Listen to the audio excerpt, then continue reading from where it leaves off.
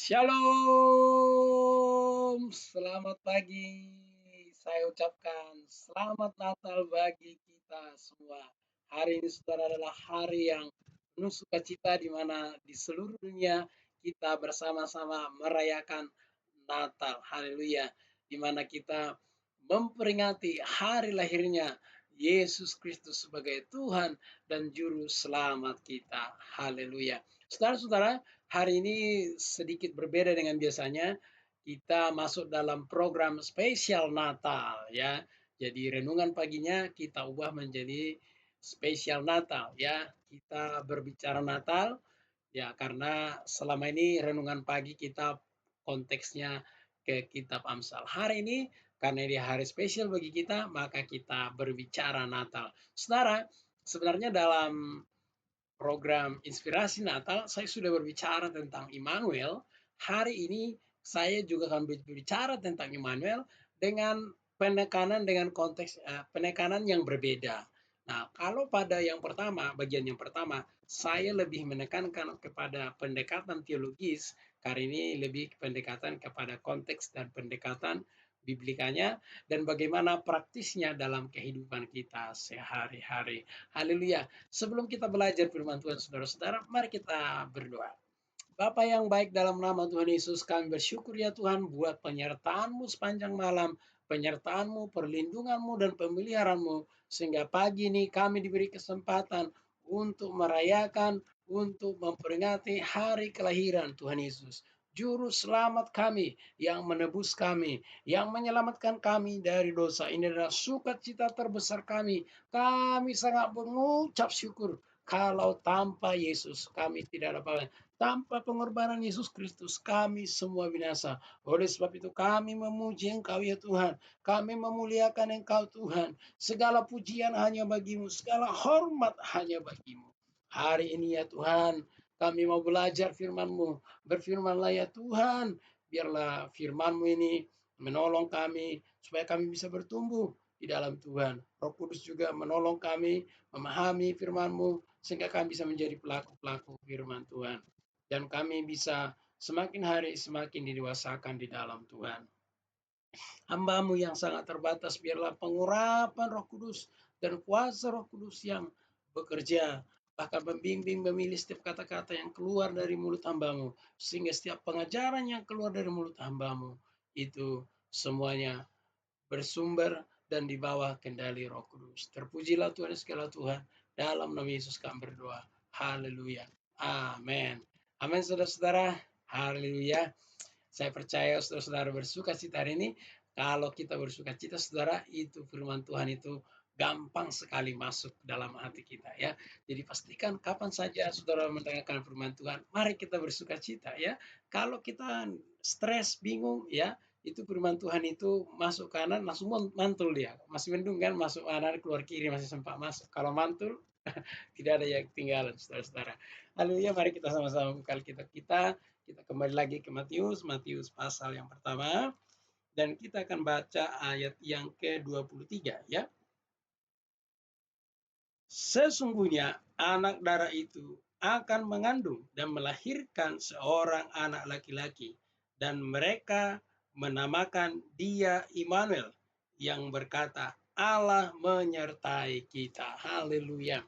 Saudara, seperti yang saya sebut-sebut sebelumnya bahwa antara Maliaki sampai kepada Yohanes mulai berkhotbah itu atau kelahiran Tuhan Yesus itu ada 400 tahun di mana Tuhan diam, di mana Tuhan tidak berbicara lagi lewat para nabi. Nah, pada selama 400 tahun ini orang mencari-cari namanya Tuhan itu. Ya tentu di kalangan Yahudi ada kitab-kitab, ya ada imam-imam, mereka mengajar, tapi lebih kepada ritus-ritus agama saja, ya. Mereka bahkan sampai kepada menyelewengkan bait Allah. Nah, kita temukan itu di mana Yesus pernah marah karena bait Allah saat itu dibuat menjadi perdagangan. Artinya sudah ada penyelewengan. Nah, selama 400 tahun ini banyak orang ingin mencari ya, mencari bagaimana mereka bisa selamat dari dosanya, bagaimana mereka bisa selamat dari kesusahan hidup ini. Ya, itulah sebabnya banyak muncul beragama dari situ.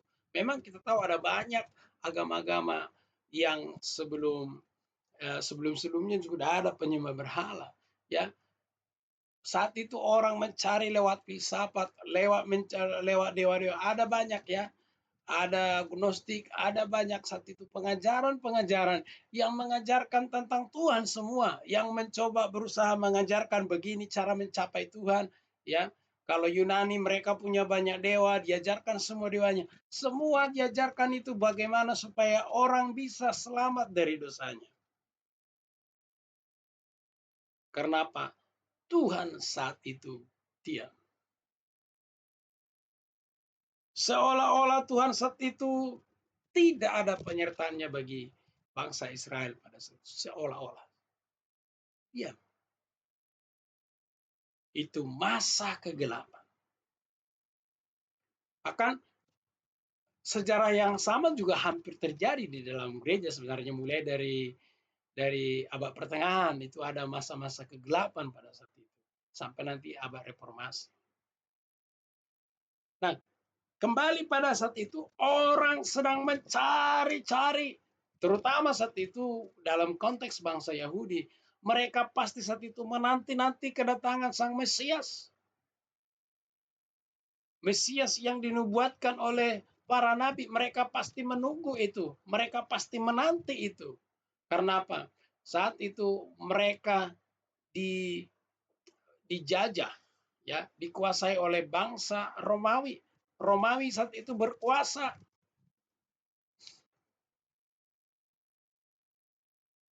Sehingga mereka tidak terlalu bebas menjalankan ritus-ritus agamanya. Kita bisa lihat itu secara konteks politik, itu nanti latar belakang politik, kalau Anda mendalami perjanjian baru, itu akan terlihat. Coba Anda bayangkan, ini berarti ada satu penantian yang luar biasa. Ada satu penantian yang lama. Tuhan terkesan seolah-olah diam. Tuhan terkesan sudah tidak mau berkomunikasi dengan umatnya. Maka ketika Yesus lahir dikatakan, Dia Immanuel, Allah menyertai kita. Ingat bahwa Yesus itu adalah representasi daripada Bapa. Ketika dia ada di bumi, dikatakan aku dan Bapa adalah satu. Berarti penyertaan Allah itu nyata sekarang. Maka dengan hadirnya Yesus ke bumi ini, lahir ke bumi ini, itulah bukti awal penyertaan Tuhan, bukti awal Immanuel itu bagi kita. Tuhan beserta kita, artinya ketika Yesus lahir itu, saat itulah orang bisa merasakan bahwa Tuhan menyertai. Tentu yang tahu persis itu Maria dan Yusuf aja lebih awal. Sampai nanti ke sesudah 33 tahun, Yesus pelayanan, orang melihat dia, orang melihat pelayanannya, nah yang pada akhirnya nanti murid-muridnya mengakui. Dan orang-orang pada saat itu mereka bisa merasakan penyertaan Tuhan itu. Secara khusus murid-murid saat itu, Yesus ada selalu bersama-sama dengan mereka, sehingga nyatalah Immanuel itu, Tuhan menyertai kita.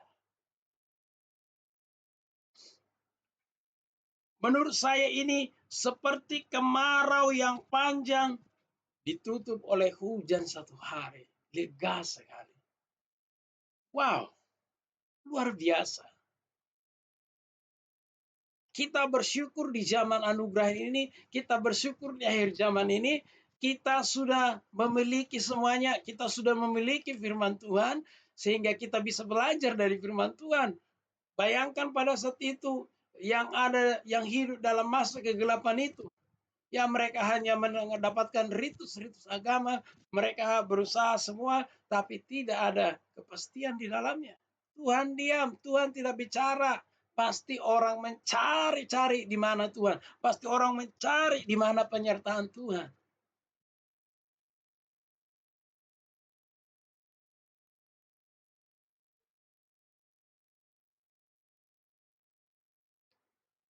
Saudara, luar biasa.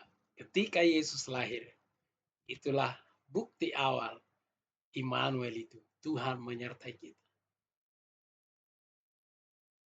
Bagi Yusuf dan Maria, karena mereka yang mengetahuinya, itulah bukti pernyataan Immanuel bagi Yusuf dan Maria.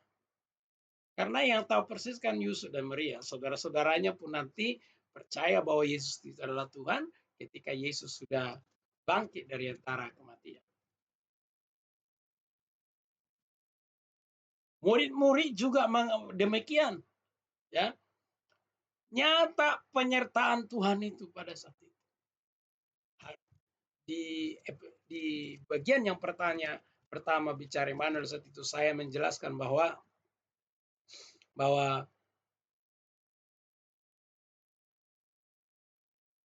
misteri terbesar yang terjadi di kelahiran Yesus ini adalah yaitu di mana yang ilahi menyatu dengan yang manusiawi. Itulah sebagai tanda awal bahwa di mana kita yang manusiawi ini tentu bisa nanti didiami oleh yang ilahi. Itu alasan teologisnya saya jelaskan pada saat itu. Dan itu berlaku untuk selama-lamanya.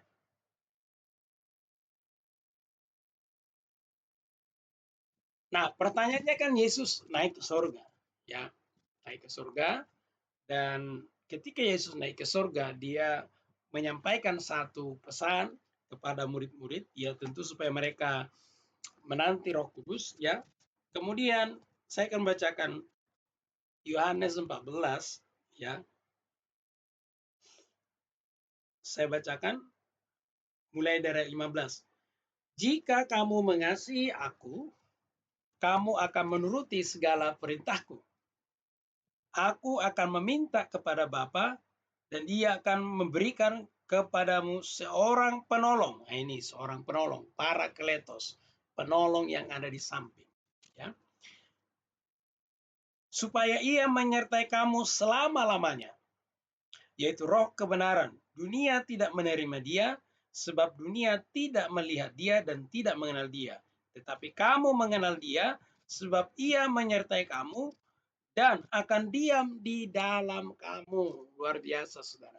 Jadi, ketika Yesus naik ke surga, dia berjanji kepada murid-murid, dia akan mengutus penolong yang lain, yaitu Roh kebenaran, yaitu Roh Kudus. Jadi Roh Kuduslah yang dijanjikan, yang itu dicurahkan bertepatan pada hari Pentakosta. Itu dua event yang berbeda. Pencurahan Roh Kudus dengan Pentakosta itu dua event yang berbeda, ya. Walaupun kadang-kadang ada tendensi bahwa menganggap bahwa Pentakosta itu adalah pencurahan Roh Kudus. Pentakosta itu adalah perayaan orang Yahudi, dan pada saat itu dirayakan Roh Kudus dicurahkan. Ya, pencurahan Roh Kudus event yang berbeda. Jadi saudara-saudara, saat itu Roh Kudus dicurahkan dan pada saat itu diberi tanda, ya, tanda spesial. Saya percaya Tuhan memberikan tanda itu dan itu adalah tanda ofisial supaya apa? Dan bisa dilihat. Kenapa? Itu tanda lahiriah yang bisa dilihat oleh manusia bahwa bukti Roh Kudus sudah dicurahkan.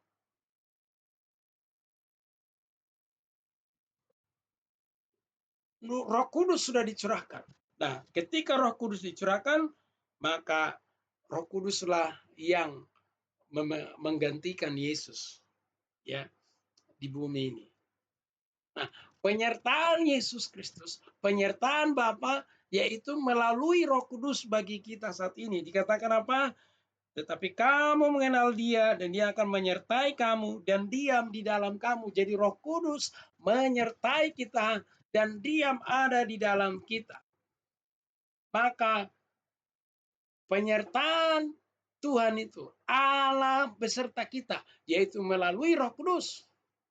Tapi menarik sekali, Roh Kudus itu bukan hanya menyertai kita, dia juga penolong kita yang diam di dalam kita dan juga menyertai kita.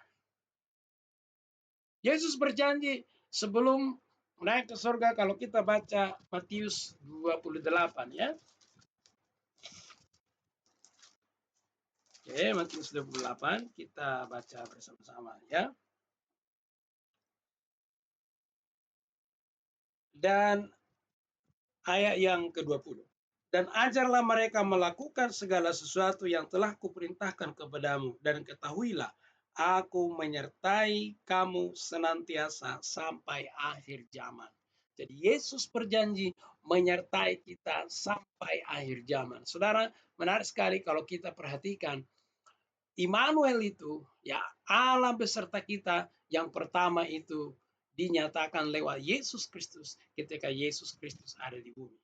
Sesudah Yesus Kristus naik ke surga, maka Yesus berjanji dia akan menyertai kita. Nah, penyertaan itu adalah yaitu melalui Roh Kudus.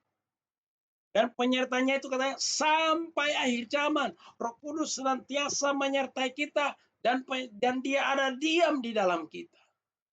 Terutama kalau saudara masih ingat, yaitu ketika saya sharing Immanuel bagian yang pertama, ya ini bagian yang kedua, saya menjelaskan secara teologis di situ, ya kita dimateraikan dengan Roh Kudus, ya. Dan karena kita dimateraikan Roh Kudus, ya kita selalu disertai Roh Kudus kemanapun kita berada. Nah, jadi Immanuel itu sungguh nyata bagi kita sekarang ini di akhir zaman ini, yaitu melalui penyertaan Roh Kudus. Penyertaan Roh Kudus itu berlaku selama-lamanya sampai akhir zaman. Tuhan Yesus melalui Roh Kudus menyertai kita. Maka Immanuel itu sungguh luar biasa.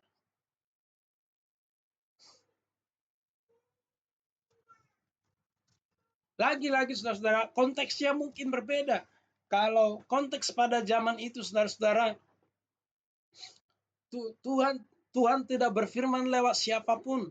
Tuhan terkesan diam saja. Konteks kita saat ini, kita lagi menghadapi pandemi.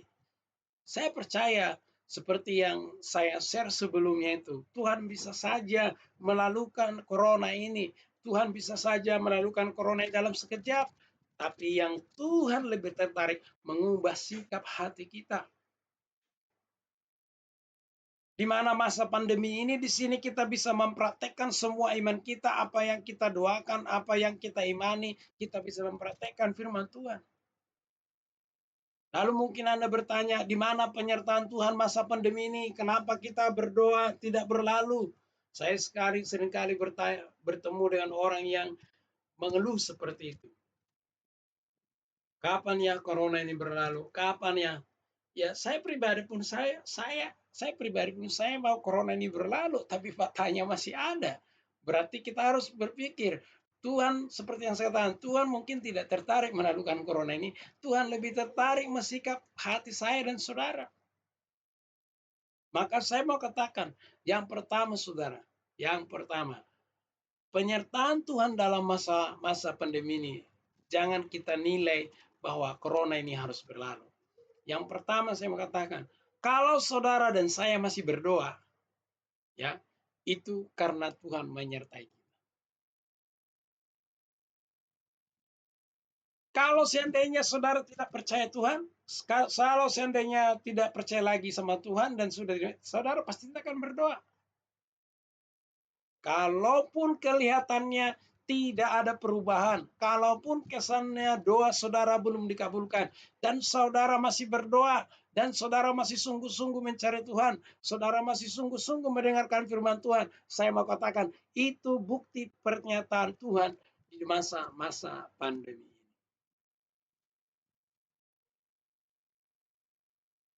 Yang kedua, bukti penyertaan Tuhan di masa pandemi. Kalaupun saudara dan saya sama-sama dalam pandemi. Yang pertama saya katakan, sekali lagi, saya tidak mau menghakimi kalau orang bilang buktinya dia mati. Kalau mati, semua orang mati. Semua orang cara matinya sudah ada.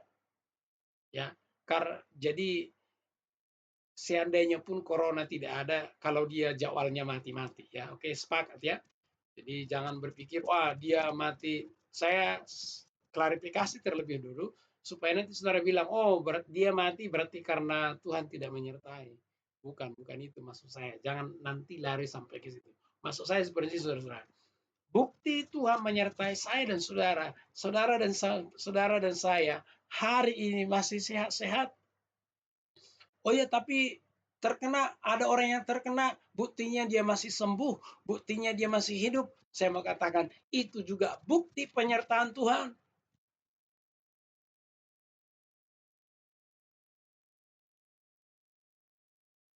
Saudara coba bayangkan, virus ini kan kita nggak bisa lihat. Sebenarnya kapan saja, di mana saja, ada peluang kita terjangkit. Ada peluang untuk itu, apalagi yang kerja di kantor, yang sibuk beraktivitas, ada peluang. Tetapi buktinya saudara dan saya sehat-sehat, kita bisa merayakan Natal ini dengan sukacita. Saya mau katakan itu adalah bukti Immanuel.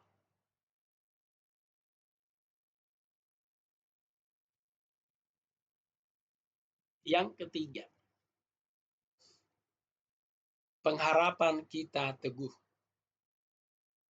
Mungkin saudara bertanya, aduh Pak Marbun, saya kadang-kadang goncang, saya kadang-kadang galau, saya kadang-kadang khawatir. Saya mau katakan itu tandanya Anda manusia, hanya robot, hanya robot yang nggak pernah khawatir, hanya robot yang nggak pernah galau, hanya robot yang nggak pernah khawatir, hanya robot yang nggak pernah tergoncang. Karena apa? Dia nggak punya perasaan. Kalau saudara merasakan itu normal. Tetapi saya mau katakan, pengharapan Anda masih ada kan? Meskipun pengharapan Anda masih digoncang-goncang, Anda masih mau berharap. Meskipun ada rasa khawatir, Anda masih mau berharap. Meskipun mungkin sudah tidak ada lagi alasan, meskipun semuanya sudah abu-abu, tapi Anda masih berharap. Kalau Anda masih pengharapannya teguh, kalau Anda masih berdiri teguh, saya mau katakan itu bukti Tuhan menyertai saya dan saudara. Sekali lagi saya katakan, kalau saudara misalnya mulai galau, pengharapanmu tergoncang, engkau mulai khawatir, mungkin sudah tidak alasan berharap. Tetapi kalau engkau saat ini masih mau berharap kepada Tuhan, pengharapanmu masih engkau teguhkan kepada Tuhan, saya mau katakan itu bukti Tuhan menyertai saya dan saudara. Amin. Yang amin katakan amin dan tuliskan berkat rohani di kolom komentar. Saudara-saudara, oke, bukan itu tujuannya. Tujuannya yang utama saya mau katakan adalah ketika saudara masih berharap teguh kepada Tuhan, ketika saudara masih teguh berharap kepada Tuhan, itu bukti penyertaan Tuhan. Amin. Haleluya. Jadi saudara-saudara, yang pertama tadi saya katakan bukti penyertaan Tuhan itu kalau saudara masih berdoa, ya, kalau saudara masih memuji Tuhan, kalau saudara masih mencari Tuhan, itu buktinya Tuhan menyertai saudara. Yang kedua, bukti penyertaan Tuhan. Saudara dan saya masih menikmati pemeliharaan Tuhan hari ini. Saudara dan saya masih menikmati pemeliharaan Tuhan di masa-masa pandemi ini. Itu bukti penyertaan Tuhan. Yang ketiga saya katakan tadi, pengharapan kita masih teguh.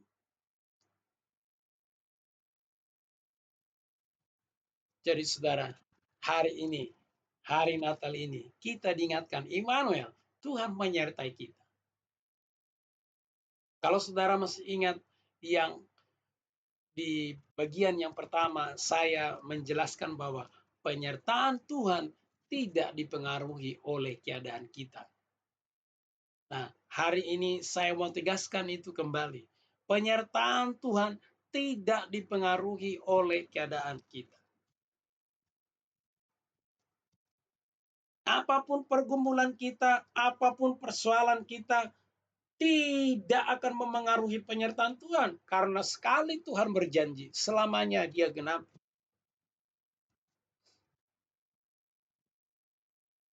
Tuhan selalu ada dalam setiap detik-detik hidup kita. Tuhan selalu menyertai kita dalam setiap hembusan nafas kita.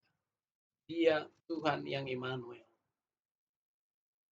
Saya akan sisipkan linknya di bawah ini supaya saudara-saudara juga bisa menyimaknya kembali. Dan saudara-saudara, bisa mendengarkan dua-duanya ya, pasti berbeda pendekatannya. Jadi saudara, kita hari ini sudah belajar Immanuel kembali dengan konteks yang berbeda. Tadi saya menjelaskan kepada konteks historisnya dan alasan-alasan biblikanya, kemudian juga alasan praktisnya dalam bukti praktisnya dalam kehidupan kita sehari-hari. Saya percaya saudara-saudara dikuatkan, dihibur, dan diteguhkan. Mari kita tetap berharap kepada Tuhan. Yang pertama tadi saya katakan saudara, kalau saudara masih berdoa, masih mencari Tuhan, masih beribadah, itu bukti Tuhan menyertai. Kalau Tuhan tidak menyertai kita, saya yakin kita tidak akan lakukan itu di masa-masa yang sulit ini. Yang kedua, saudara-saudara saya katakan tadi, yaitu pemeliharaan Tuhan. Saudara dan saya saat ini dipelihara, terlindungi, terjaga.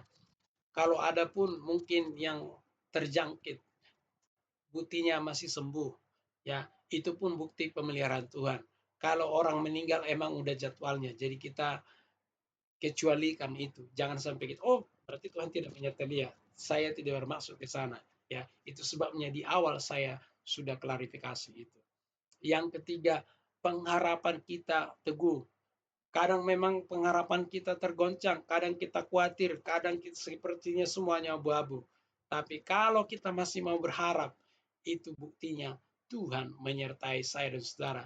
Kalau Tuhan tidak menyertai saya dan saudara, maka kita tidak akan berharap dalam masa-masa yang sulit ini.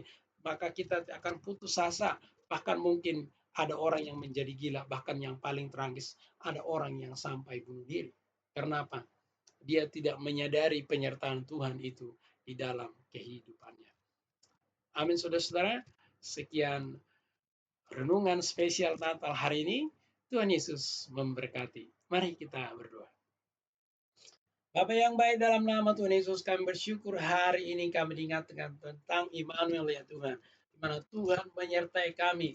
Kami tahu ya Tuhan, konteks pada saat itu dengan konteks masa sekarang mungkin berbeda, tetapi esensinya Tuhan selalu menyertai kami.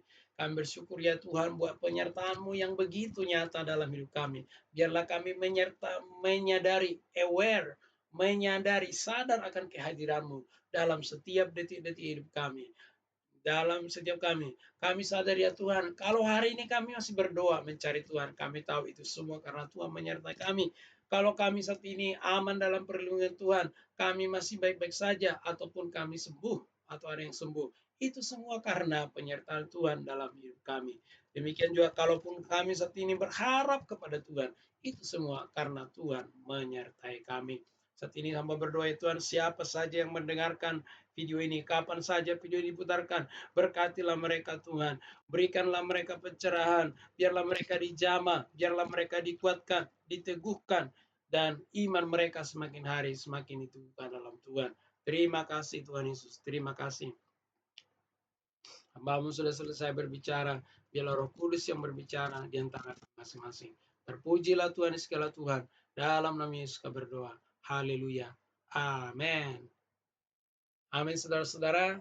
Shalom, selamat Natal bagi kita semua. Kami dari keluarga Marbun mengucapkan selamat Natal bagi kita dan selamat menyongsong tahun baru. Kami mohon maaf kalau ada kekurangan ataupun kesalahan.